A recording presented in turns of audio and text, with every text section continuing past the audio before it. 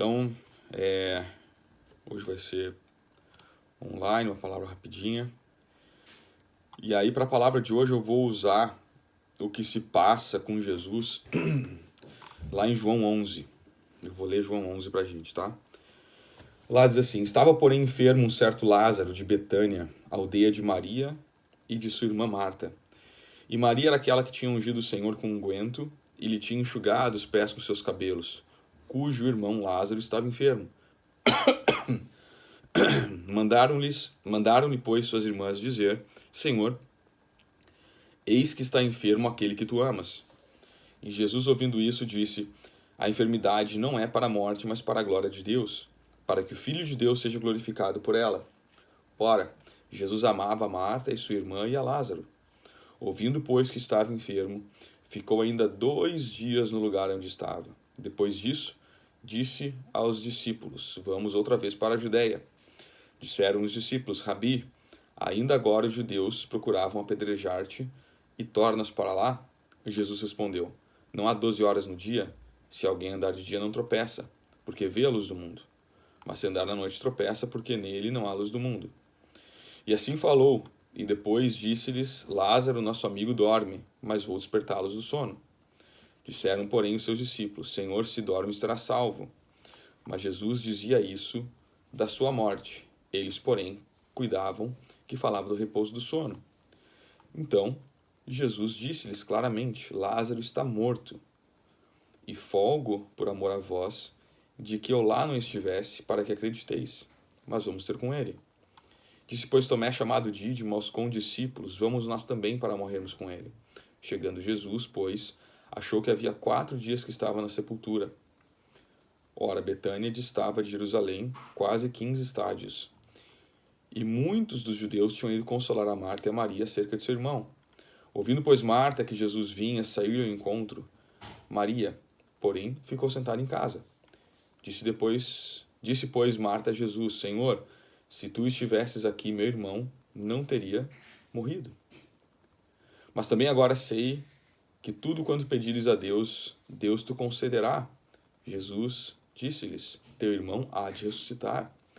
Disse-lhe Marta: Eu sei que há de ressuscitar na ressurreição do último dia. Disse-lhe Jesus: Eu sou a ressurreição e a vida. Quem crê em mim, ainda que esteja morto, viverá. E todo aquele que vive e crê em mim nunca morrerá. Crês tu isto?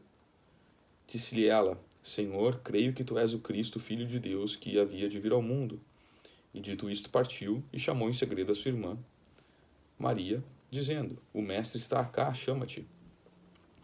Ela, ouvindo, levantou-se logo e foi ter com ele, pois Jesus ainda não tinha chegado à aldeia, mas estava no lugar onde Marta o encontrara. Vendo, pois, os judeus que estavam com ela em casa e a consolavam, que Maria apressadamente se levantara e saíra, seguiram-na dizendo: Vai ao sepulcro para chorar ali. Tendo, pois, Marta chegado aonde Jesus estava e vendo, lançou-se a seus pés, dizendo-lhe: Senhor, se tu estivesse aqui, meu irmão não teria morrido. Jesus, pois, quando a viu chorar, e também chorando os judeus que com ela vinham, moveu-se muito em espírito e perturbou-se. E disse: Onde o pusestes? Disseram-lhe: Senhor, vem ver. João 11:35, Jesus chorou.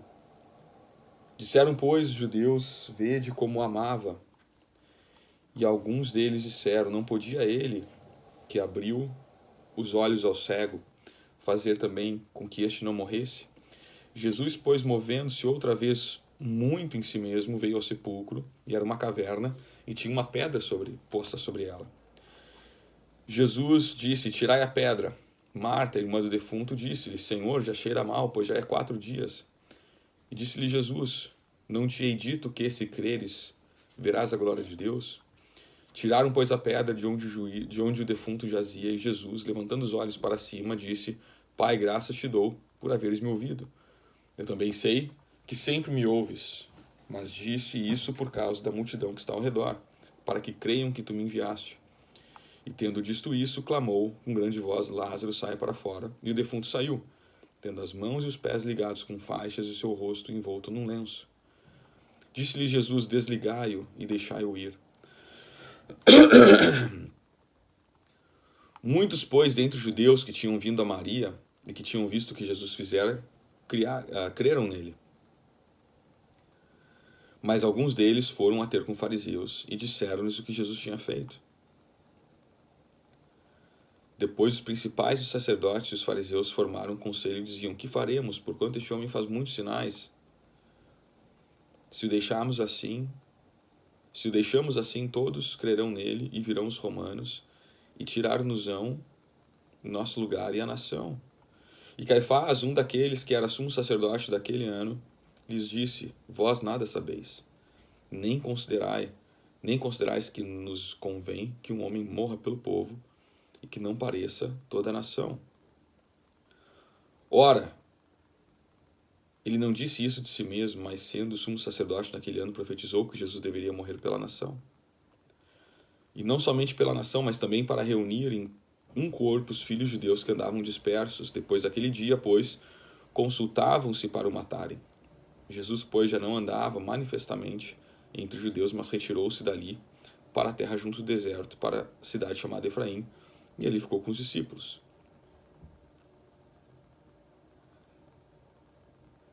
Então, pessoal, o que a gente aprende com essa passagem aqui?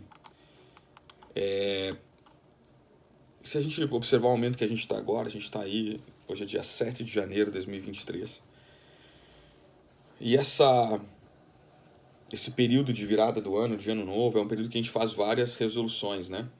É um período que a gente reflete sobre o que foi ano passado, sobre o nosso comportamento, como as pessoas agiram com a gente, os desafios que a gente teve. E a gente começa a tentar refletir, né? A gente faz várias resoluções do tipo: esse ano eu vou me comportar diferente, sei lá, no trabalho, esse ano eu vou ser mais amoroso com meu cônjuge, esse ano eu não vou mais deixar as pessoas pisarem em cima de mim, esse ano eu vou emagrecer, eu preciso. Esse ano, sei lá, eu vou aprender uma nova língua, esse ano eu vou estudar um novo assunto, eu vou melhorar no trabalho, enfim, a gente faz várias resoluções. Essas resoluções, elas são feitas com base na nossa experiência do passado, né? E é comum a gente, se a gente parar para refletir, a gente se dá conta de que normalmente essas resoluções, elas estão ligadas aos sentimentos que a gente teve, a coisas que se passaram.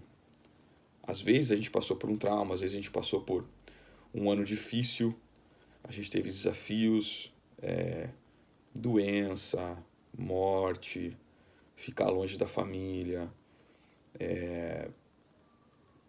sei lá, questões financeiras, alguns perdem emprego.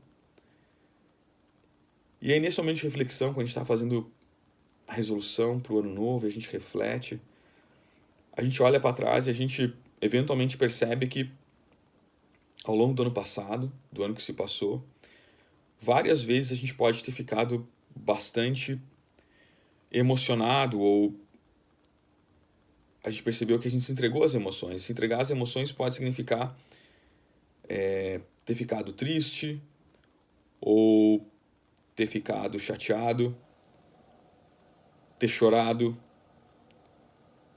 ter brigado com cônjuge, com filho, com chefe, com pessoas que estão ao nosso redor. A gente pode perceber que em alguns momentos a gente perguntava: Deus, onde o Senhor está no meio de tudo isso? Eu não te vejo.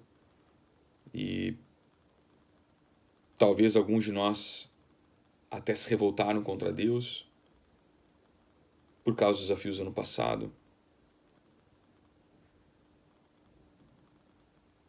E aí a gente faz as resoluções para o ano seguinte. Mas para a gente realmente poder colocar em prática tudo que a gente planejou para esse ano novo, eu quero trazer um detalhe desse texto para vocês. Quando eu era criança, eu lembro que João 11:35 era o versículo que a gente aprendeu na escolinha dominical, enfim, que era o versículo mais curto da Bíblia. Aí depois vinha o não, o mais curto é o não matarás, tudo dependendo ali, não mate, né? Tudo dependendo da versão da Bíblia, da versão da tradução. Independentemente de qual é o versículo mais curto, esse versículo é fácil de memorizar, né? E apesar de ser um dos versículos mais curtos da Bíblia, ele tem uma representatividade muito grande para mim. E eu acho que ele deveria ter uma representatividade muito grande para vocês também. Olha que interessante. Jesus estava em outra cidade, né? E aqui diz que ele amava Maria, Marta, Lázaro, né? Eles eram super amigos, né? Ali no versículo 15 diz, ora, Jesus amava Marta e a sua irmã e a Lázaro. E aí Jesus ouve que Lázaro está enfermo e ele ainda fica mais 2 dias no lugar onde ele estava, né? E aí tem aquele diálogo ali entre os discípulos e ele. Os discípulos falam, mas vai voltar para lá, poxa, lá tem risco de vida, eles querem te apedrejar. E aí Jesus fala, mas ele dorme, eu preciso despertar ele do sono. E os discípulos, tá, mas se ele dorme, ele está salvo, deixa ele, né? Não coloca a tua vida em risco. E aí Jesus, lá no versículo 14, diz claramente, pessoal, presta atenção, Lázaro está morto. E aí se passam ali mais 2 dias, Jesus chega, lá já havia 4 dias que Lázaro estava na sepultura. E aí Jesus olha para o lado e ali diz 2 vezes, né, que ele se comove, ele se move em si, quer dizer, ele ficou extremamente emocionado ao ponto de chorar. Mas olha que interessante o fato de Jesus chorar. Ele não falou para os discípulos que ele ia ressuscitar Lázaro. Ainda assim, ele já sabia 2 dias antes que ele ia ressuscitar Lázaro. Ele já sabia que Lázaro não ia ficar morto. Ele já sabia, eu vou ressuscitar, é para a glória do meu Pai e tal. Mas ele chega lá, ele se comove em si. Ele se move em si, ele fica extremamente emocionado e chora. Então o que eu quero dizer para vocês a partir desse versículo é o seguinte: pessoal, não tem problema a gente se entregar às emoções, desde que a gente não haja de maneira incorreta, né? Mas não tem problema a gente chorar, a gente se sentir cansado, abatido, frustrado. Isso faz parte da nossa natureza. Jesus, quando ele assumiu a forma humana, quando ele se tornou o Filho do Homem, ele entrou nessa mesma natureza. E essa natureza, ela é forte, a ponto de fazer o próprio Cristo chorar, se comovendo com aquela cena que estava ao redor, sabendo que segundos depois, minutos depois, ele ressuscitar Lázaro. Então a gente não tem que se sentir mal por se entregar às emoções no sentido de, cara, eu tô abatido, cara, eu tô triste, cara, eu tô chorando porque dói, porque isso que a gente passou me machucou, porque as dificuldades que a gente está passando são difíceis. E a gente às vezes se sente mal porque a gente que já anda com Deus, a gente sabe que existe um propósito, existe um porquê, existe um plano. E a gente se sente mal porque a gente pensa às vezes, como é que eu vou chorar, como é que eu vou ficar triste se eu estou dentro dos planos de Deus? Se eu estou dentro do propósito, se eu estou cumprindo a minha missão, se eu estou cumprindo o meu chamado, como é que eu vou chorar? Como é que eu vou ficar triste? Não faz sentido. Será que Deus não vai se entristecer comigo porque a gente é muito confrontado com aquela questão do em tudo dai graças, né? Só que o em tudo dai graças não significa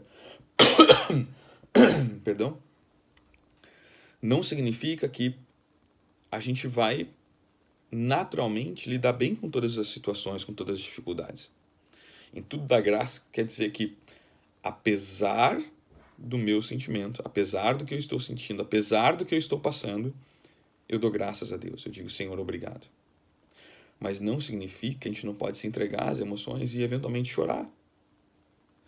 O que não pode acontecer, pessoal, é quando a gente se entregar às emoções, a gente agir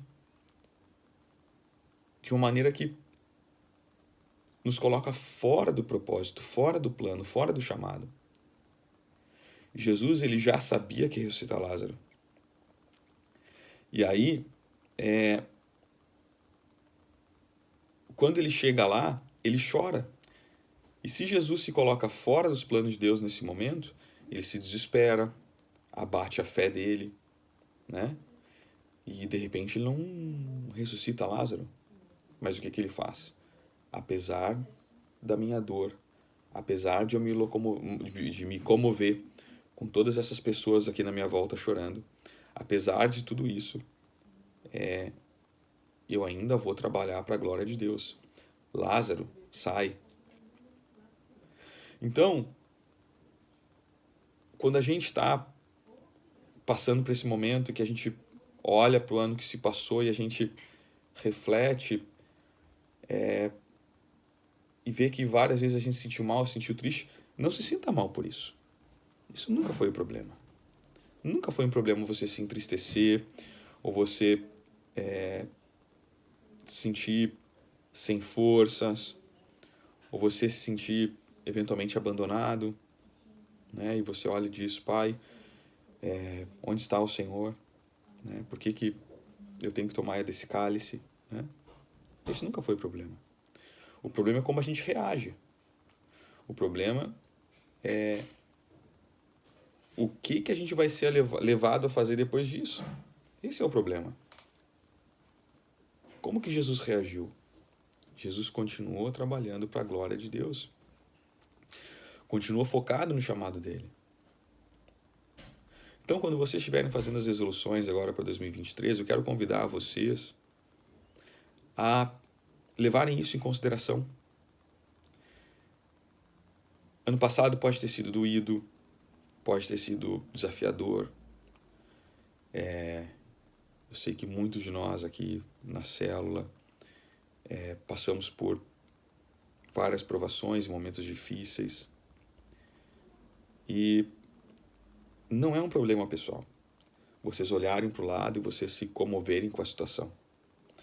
Com a situação de vocês, com a situação da família de vocês, com a situação de um amigo. Não é errado. Agora, o que vocês vão fazer depois desse momento de dor? Como vocês vão reagir?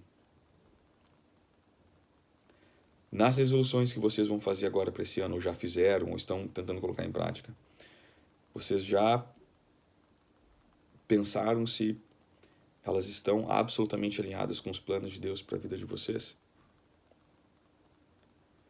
Se aquilo que vocês planejaram para 2023 façam que vocês permaneçam nos planos de Deus? Alguns podem pensar assim, mas Vinícius, se eu quiser permanecer nos planos de Deus,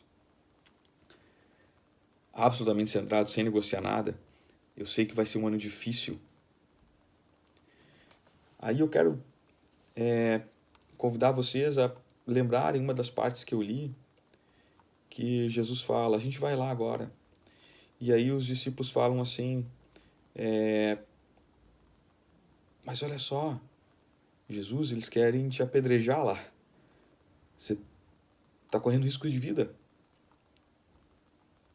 O que Jesus fala?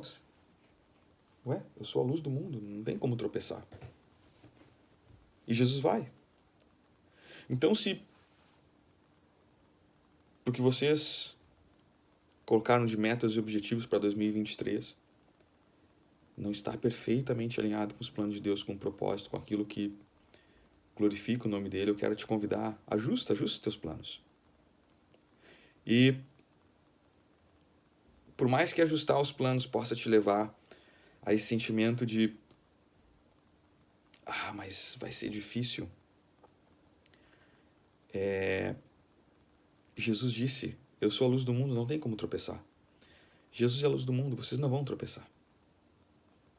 Tá bem? Não abram mão do chamado, do propósito, dos planos de Deus na vida de vocês. Porque pode parecer muito arriscado, pode parecer que vai ser dolorido de novo. Jesus foi lá, apesar do risco de vida, cumpriu o propósito dele, cumpriu aquela missão dele de ressuscitar Lázaro para glorificar o nome de Deus. E não aconteceu nada com ele, não vai acontecer nada contigo. Você vai enfrentar desafios ao voltar? Claro que vai. Você vai eventualmente chorar de novo quando enfrentar um cenário de novo difícil? Provavelmente. Mas você glorificou o nome de Deus. E essa é a nossa missão na Terra. E deixa eu te falar, mais no final ali onde eu li, lembram que os fariseus, eles estavam já pensando em perseguir, a gente não pode deixar esse homem assim, porque ele faz muitos sinais, né? Lá no versículo 47. Em 48 diz assim: se o deixamos assim, todos crerão nele, e virão os romanos e tirar-nos-ão nosso lugar e a nação. Então, pessoal, quando a gente começa a glorificar o nome de Deus e a cumprir nossa missão e nosso chamado, o inferno vai se levantar contra a gente. É um fato. Eu quero te avisar disso já de antemão, na primeira semana de janeiro, tá? Porque se você concordar em ajustar os teus planos, se você concordar em ajustar os teus planos para que Deus seja glorificado, e você glorificar a Deus, o que vai acontecer é que o inferno vai se levantar contra ti. Assim como os fariseus ali já estavam planejando perseguição e morte de Cristo, o inferno vai fazer a mesma coisa. Mas se eu te falar, Jesus disse: bem-aventurado aqueles que são perseguidos em meu nome, né? Porque deles é o reino dos céus. Então, galera, se tinha alguma coisa que me deu força em várias situações, era lembrar de que as lutas que eu passei no ano passado, e eu quero convidar vocês a fazer a mesma reflexão, as lutas que talvez a gente tenha passado no ano anterior, se elas foram consequência do nosso posicionamento em relação a Deus, se elas foram consequência da gente buscar a Deus e santificar, se elas foram consequência de uma dedicação ao nosso chamado como pai, como mãe, chamado como filho, chamado como exército de Deus, chamado como sacerdote, sacerdotisa. Se as lutas que a gente passou foram por causa disso, então, dai graças, porque a gente está conquistando nosso lugar no céu com galardão. Amém? Então, para finalizar, pessoal, dá uma repensada agora, primeira semana de janeiro, dia 7, dá uma repensada sobre aquilo que vocês vão fazer ou já planejaram fazer nesse ano. Reflete, dobre os teus joelhos, pede para Deus direção, e se precisar ajustar os planos, ajusta para que a gente não desvie da missão, apesar da dor, apesar do choro, apesar do medo, apesar da guerra, apesar de o inferno atentar contra a nossa vida, contra a nossa saúde. Ser forte e corajoso. Cumpre a tua missão. Ressuscita o Lázaro na tua vida em 2023. Amém? Então essa é a mensagem que eu queria deixar para vocês hoje. E eu peço aí que Deus esteja nos pensamentos e no coração de vocês nos próximos dias. Que o Espírito Santo venha revelar no coração de cada um planos e propósitos para 2023, de maneira que o nosso relacionamento com Deus fique ainda mais próximo, de maneira que a gente venha a passar um ano maravilhoso, um ano em que a gente flui na presença do Espírito de Deus, um ano em que a gente entende com mais profundidade o nosso chamado e o nosso propósito, e um ano que as pessoas que estiverem ao nosso redor, pode ser o vizinho, pode ser que a gente não fale a mesma língua, pode ser um parente distante, pode ser o cônjuge, mas que nesse ano a gente resplandeça a presença de Cristo, por estar exercendo de maneira dedicada e com muito amor propósito, chamado, objetivos e planos de Deus. Amém? Então fiquem com Deus. Um ótimo 2023 para cada um. E a gente se fala em breve. Amém?